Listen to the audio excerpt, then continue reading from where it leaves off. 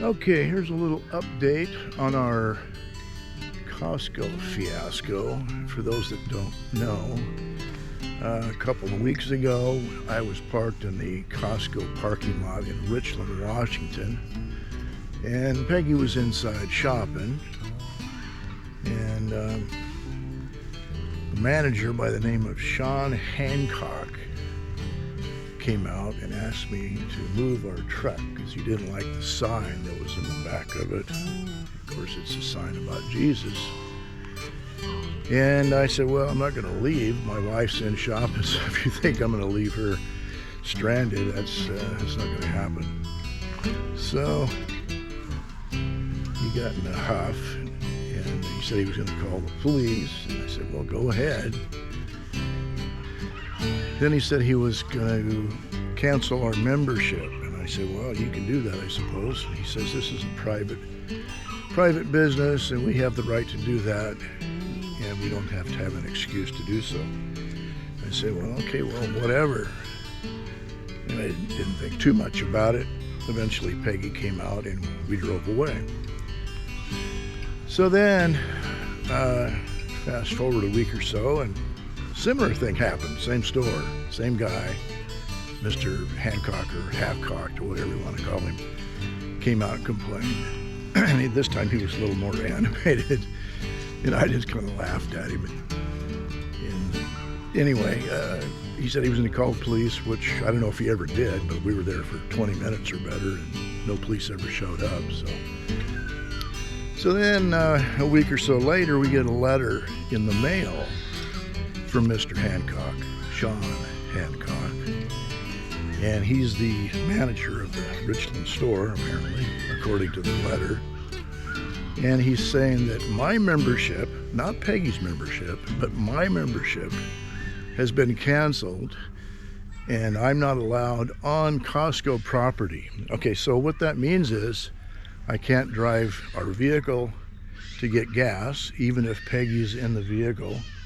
Or maybe even if she's driving the vehicle and she wants to get gas and I'm in the car, I'm breaking the rules.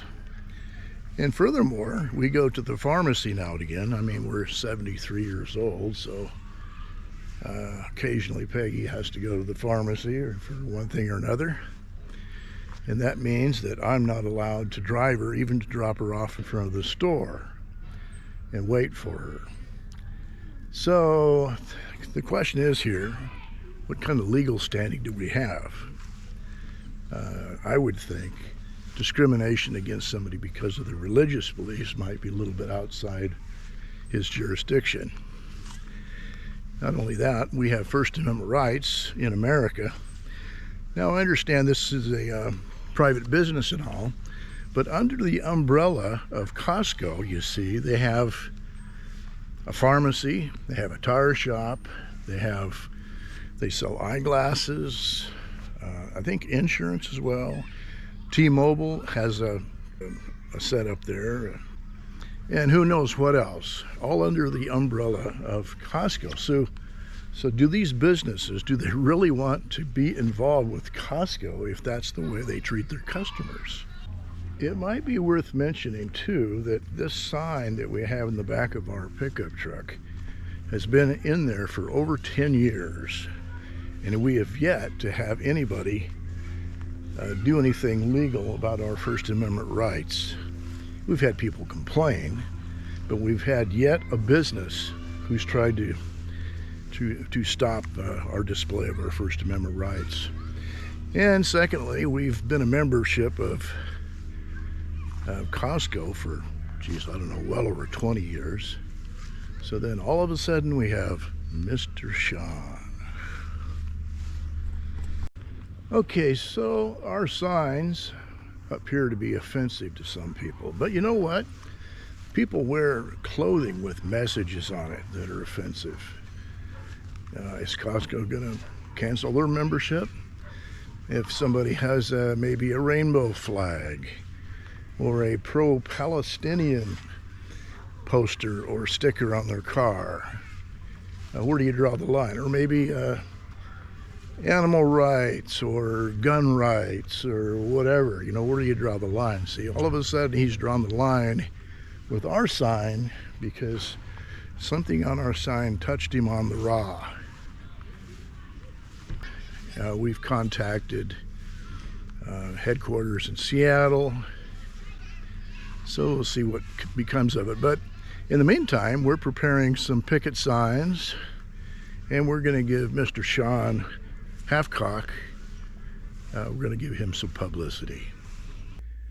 Now, it's worth mentioning that in Sean's letter, he left out the reason for canceling my membership. He mentions nothing about the sign or anything else,